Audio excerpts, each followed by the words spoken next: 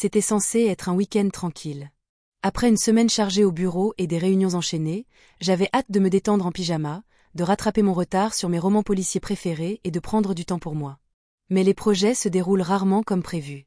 Et ce week-end me l'a prouvé d'une manière que je n'aurais pas pu imaginer.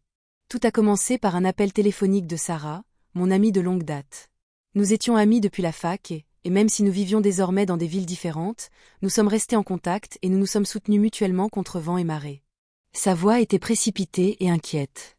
Et avant même que je puisse la saluer correctement, elle est allée droit au but. « Rachel, je sais que c'est soudain, mais j'ai besoin d'une énorme faveur, » a-t-elle dit, l'air plus stressé que d'habitude. « Bien sûr. Que se passe-t-il » ai-je demandé, l'inquiétude remplaçant rapidement mon calme. Je dois prendre l'avion pour Dallas pour une réunion de travail urgente ce week-end. Ma babysitter vient de partir et je n'ai personne d'autre pour garder Tyler. Ça te dérangerait qu'il reste avec toi ? Juste du vendredi au dimanche. Il est très sage. Je te promets qu'il ne te posera pas de problème. Tyler, son fils de 16 ans, avait grandi avec moi. Je l'avais rencontré à quelques reprises lors de fêtes de fin d'année, mais nous n'avions jamais vraiment passé de temps en tête-à-tête. Pourtant, Sarah était l'une de mes amies les plus proches, et je ne pouvais pas dire non. Bien sûr, Sarah, ce n'est pas un problème. Je serais ravie de t'aider. Sarah poussa un soupir de soulagement et me remercia chaleureusement. Quelques heures plus tard, elle arriva avec Tyler, le serra fort dans ses bras et partit pour l'aéroport. Tyler se tenait là, un peu gêné, son sac à dos en bandoulière et un sourire poli aux lèvres. « Bonjour, mademoiselle Rachel. Merci de m'avoir permis de rester ici. » « Appelez-moi Rachel. » Je lui ai souri en retour. « Faites comme chez vous. » La première soirée s'est déroulée tranquillement. Nous avons commandé une pizza et regardé un film de super-héros. Tyler n'a pas beaucoup parlé au début. Mais à la fin du film, il a commencé à s'ouvrir un peu. Il m'a parlé de l'école, de son intérêt pour le graphisme et de son rêve d'étudier l'animation.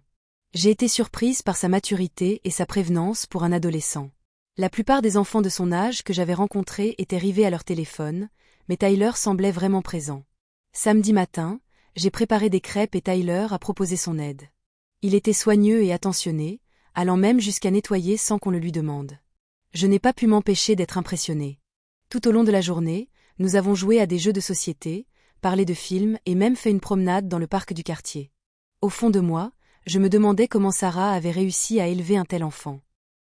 Un enfant qui avait les pieds sur terre. Cette nuit-là, il a plu à verse. Le tonnerre gronda bruyamment et je remarquai que Tyler semblait mal à l'aise. « Ça va ?»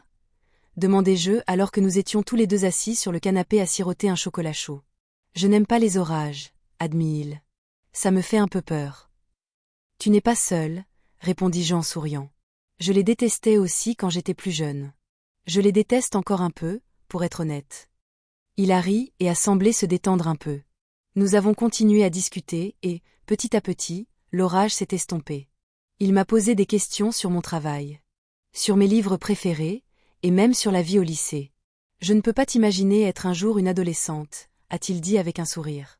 Oh, j'étais lunatique. J.I.R. Beaucoup de coiffures ratées. Et de choix vestimentaires encore pires. Ces plaisanteries faciles entre nous étaient quelque chose que je n'avais pas prévu. C'était rare de se sentir aussi bien avec quelqu'un, surtout avec un adolescent. J'étais étrangement à l'aise avec lui, et il semblait faire pareil. Ce n'était rien d'inapproprié. C'était juste surprenant, voire réconfortant. Le dimanche matin est arrivé trop vite. Nous avons passé la majeure partie de la journée à l'intérieur à cause de la pluie. Tyler m'a demandé s'il pouvait me montrer quelques-uns de ses dessins numériques. Il est sorti. J'ai ouvert une application remplie d'œuvres impressionnantes. Ces personnages étaient vibrants, pleins de vie et débordants de créativité. J'étais vraiment impressionnée. « Tyler, c'est incroyable. » Je lui ai dit. « Tu as vraiment du talent. Tu devrais envisager de soumettre ton portfolio à des écoles d'art. » Il a baissé les yeux modestement, balayant le compliment. « Merci.